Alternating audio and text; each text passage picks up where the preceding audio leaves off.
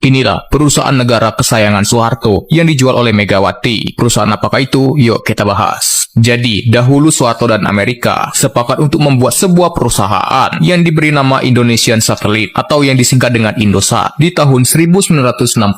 Dan pada tahun 1980, Indonesia pun mengakuisisi seluruh saham Indosat setelah membeli perusahaan itu senilai 43,6 juta US dollar, guys. Indosat pun menjadi sebuah perusahaan BUMN pertama yang mencatatkan sahamnya di Bursa Efek Jakarta dan juga New York Stock Exchange. Dan pada tahun 2002, Megawati sebagai presiden kala itu menjual saham Indosat kepada negara Singapura.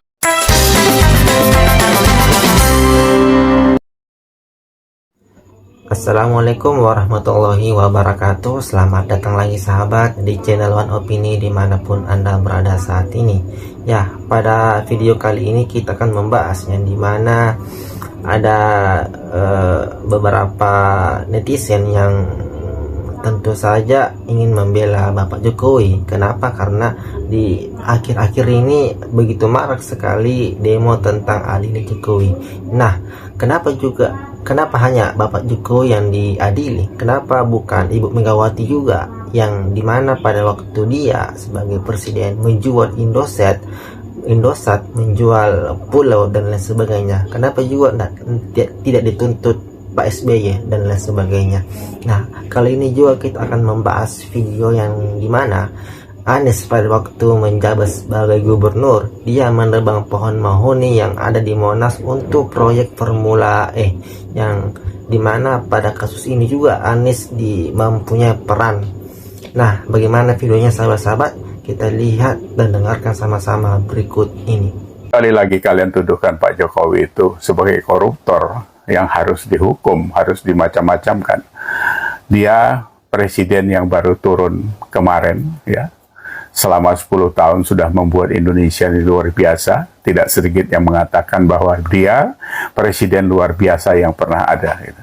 Ya, kalau mau jujur sebenarnya, kalau mau diadukan ya, kenapa tidak Pak SBY, Megawati itu juga kita adukan ke KPK. Karena mereka juga tidak baik-baik amat selama menjabat jadi presiden, apalagi Megawati. Kan kita tahu, Indosat dijual, Blok Tangguh di luar dijual, mengeluarkan surat keterangan lunas WLBI, tanker dan sebagainya. Itu sebenarnya kan kalau justru itu yang wajar kalau mau diaudit, dibuktikan bahwasanya di sana tidak terjadi apa-apa.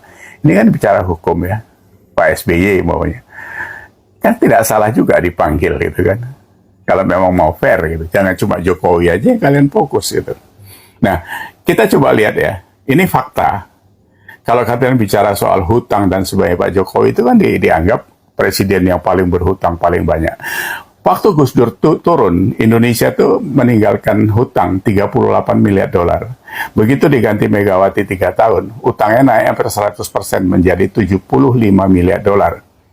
Begitu SBY 2 periode, hutangnya naik lagi 120% menjadi 168 dolar. 168 miliar dolar. Nah, Pak Jokowi turun, itu utangnya dari 168 naik ke 200 miliar dolar. Naiknya cuma 11%. Nah, kalau kita bandingin pembangunannya, kan Megawati yang paling jublok. Di zaman dia 3 tahun aja lepas Indosat, Blok Tangguh, segala macam yang tadi saya sebut itu. Pak SBY, apa yang dibangun? Itu. Kalau Jokowi, satu saja, udah selalu kita bicarakan bahwa tol saja ya. Di zaman Pak Jokowi, 10 tahun dia membangun rata-rata 235 km jalan tol. Zaman SBY cuma 35 km per tahun, sama-sama 10 tahun. Apalagi zaman Soeharto cuma 18 atau 19 km per tahun.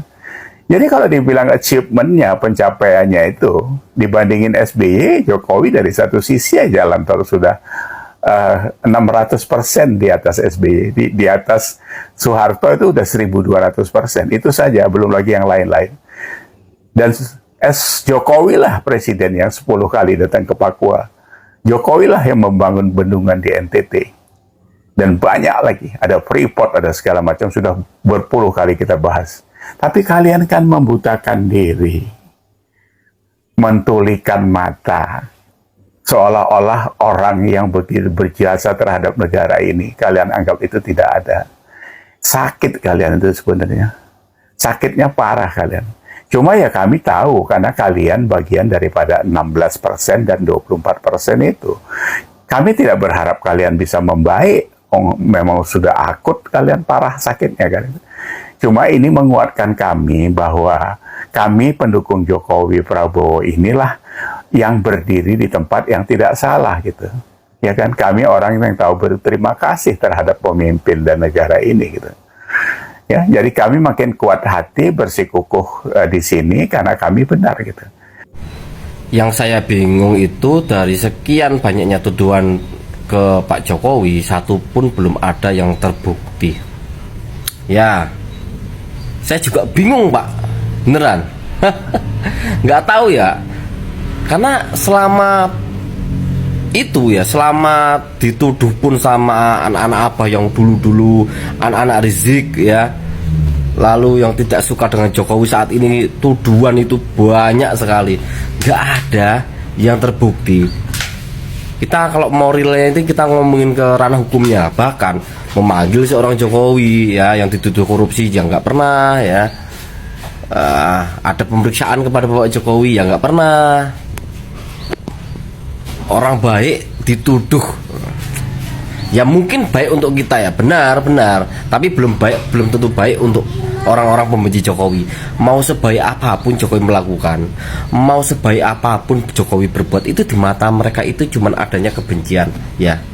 Itulah kasihannya orang yang asupan otaknya itu kurang mendapatkan asupan yang baik ya, seperti itu Pak.